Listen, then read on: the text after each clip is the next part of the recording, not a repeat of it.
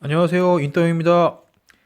BMW 528i 2011년 F10 바디 두 달 사용기에 대해서 말씀드리겠습니다. 일단 두 달 사용하면서 장점은 지금까지 몰아본 차 중에 진짜 제일 잘 나갑니다. 제가 그랜저 TG를 한 10년 탔고 i40를 1년 정도 탔는데 이제 그랜저 TG 그 6기통 3000cc 타다가 i40 타니까 아무래도 이 밟는 맛이 좀 잘 안 나더라고요. 그래서 i40는 사자마자 거의 1년 정도밖에 안 타고 BMW 바로 갈아탔는데 지금 탔던 차들 중에 가장 잘 나갑니다. 일단 뭐 휘발유인데도 제로백이 6초대 나오니까 말 다 했죠 뭐.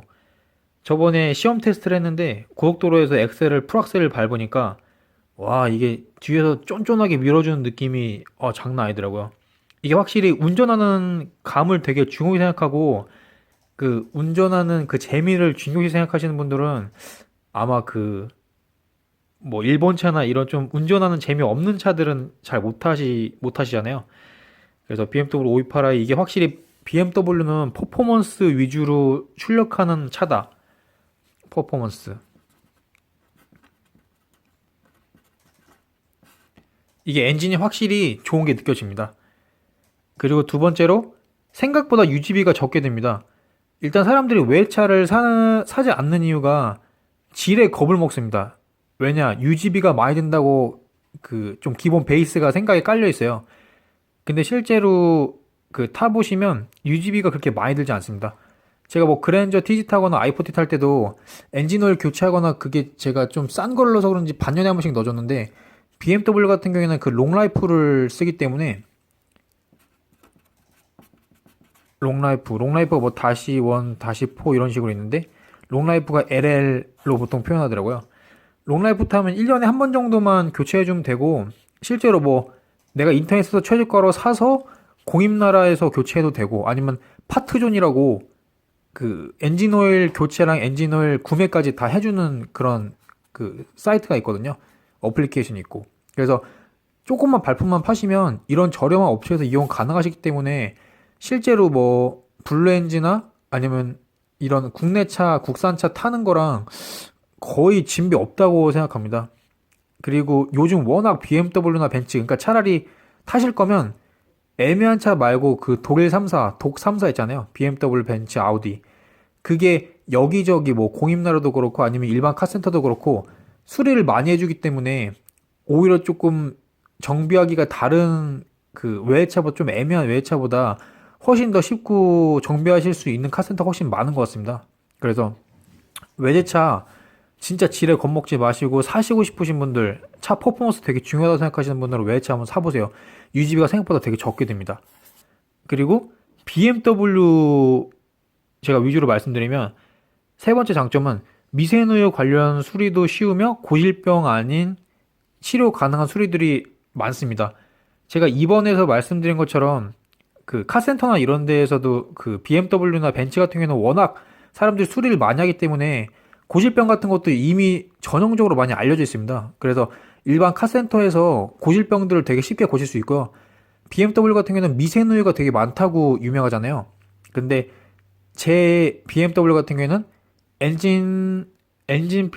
오일 필터 하우징이랑 가스켓 정도만 교체하면 미세누유가 완벽하게 잡히는 그런 분량이라서 실제로 제가 다른 분들한테 확인해 보니까 20만 원 후반대에서 뭐 어차피 카센터 같은 경우는 금액이 워낙 천차만별이잖아요.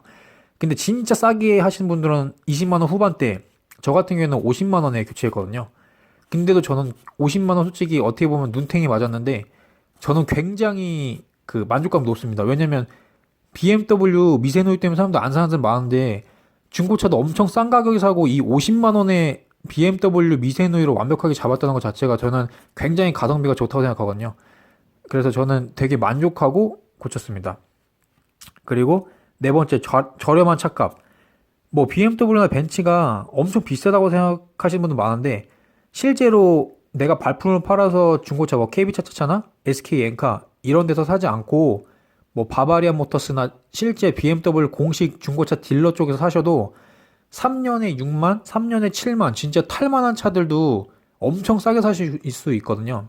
그래서 BMW가 비싸다 이런 그 고정관념은 그냥 버리시고 실제로 타고 싶으면 한번 질러보세요. 한번 진행해 보시면 굉장히 높은 만족감을 느끼실 수 있습니다.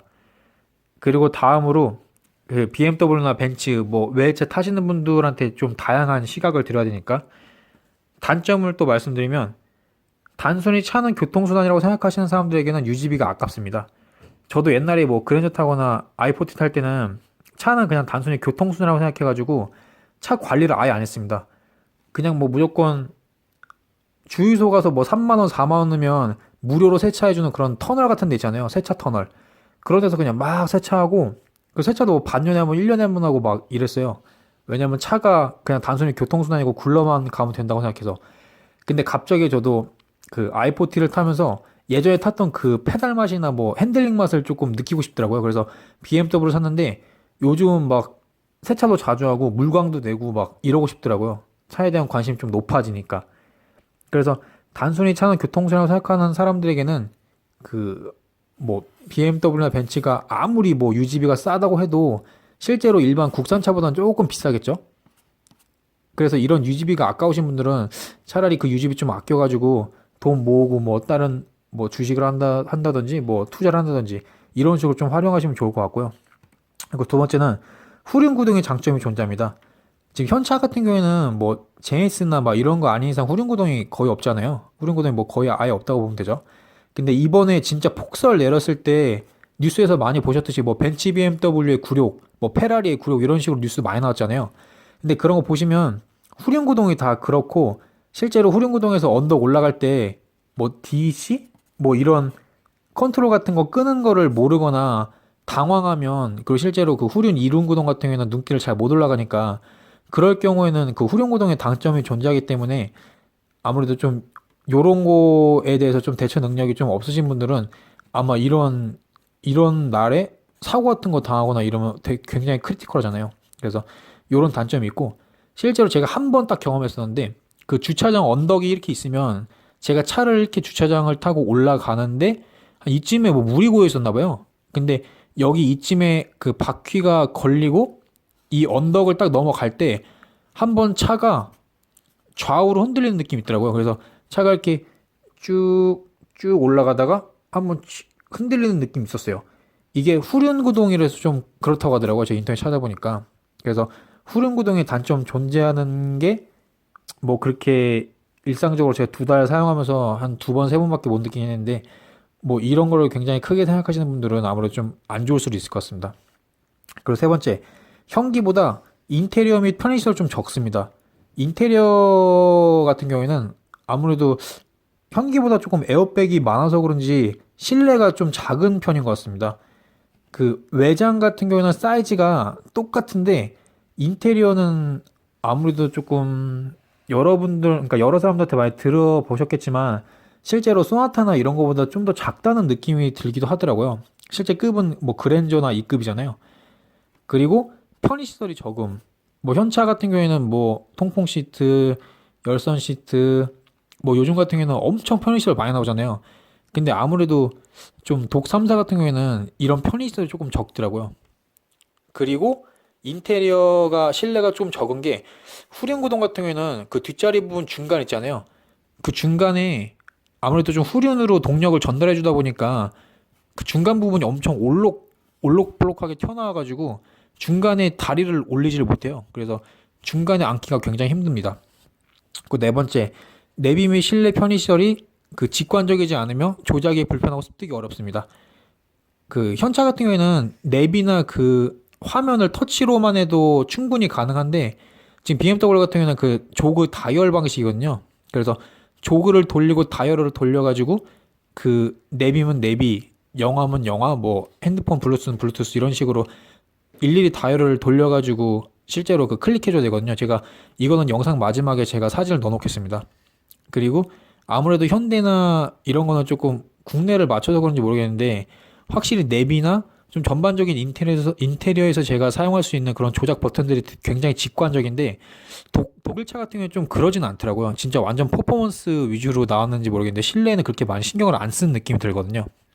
그리고 다섯 번째, 유지에 약간의 수고가 필요합니다. 이게 무슨 말이냐면 실제로 현대 같은 경우에는 뭐 블렌즈나 이런 게 진짜 깔렸잖아요. 근데 아무래도 BMW 같은 경우에는 외차 같은 경우에는 내가 만약에 수리하거나 정비, 유지할 때 발품을 많이 안 팔고 이러면 좀 눈탱이 맞을 가능성이 높아요. 아까 미세누유 같은 경우에도 가스켓이랑 그 엔진 오일 필터 교체할 때도 실제로 진짜 발품 많이 파신 분들은 20만 원 후반대에도 끊으셨는데 저 같은 경우에는 많이 알아봤는데도 불구하고 50만 원이더라고요. 근데 가스켓이랑 오일 필터 하우징 교체하는데 그 서비스 센터에서는 170만 원 달라고 그러고요. 그리고 제가 아는 공식 서비스 센터인데 공식 서비스 센터라기엔 좀 그렇고 그 여러분들이 아시는 그 서비스 센터 좀 많은 데 있잖아요. 그런 데서는 98만 원 달라고 그러고 실제로 제가 갔던 데는 제가 카센터 사장님 아시는 분인데 50만 원 달라고 하고 그리고 또 20만 원 후반대에 하신 분도 있고 이게 진짜 거의 뭐 20만 원 후반대라고 치면 뭐 30만 원이라고 계산하기 편하면 그러면 거의 6배 이상 차이 나는 건데 내가 진짜 발품 많이 팔지 않는 이상 눈탱이 맞을 게 수입차 술이거든요. 그래서 요런 단점이 있습니다. 그래서 만약에 BMW나 벤츠, 독일 3사 중고차를 사고 싶으신 분들은 이런 장점과 단점을 잘 파악하셔가지고 외제 고급차를 사시면 좋을 것 같습니다. 네, 이상으로 제 영상을 마치고요. 뭐 궁금한 점이나 뭐 물어보시고 싶으신 거 있으면 댓글로 남겨주시면 제가 성심성의껏 답변 드리겠습니다. 네, 제 영상 시청해주셔서 감사합니다.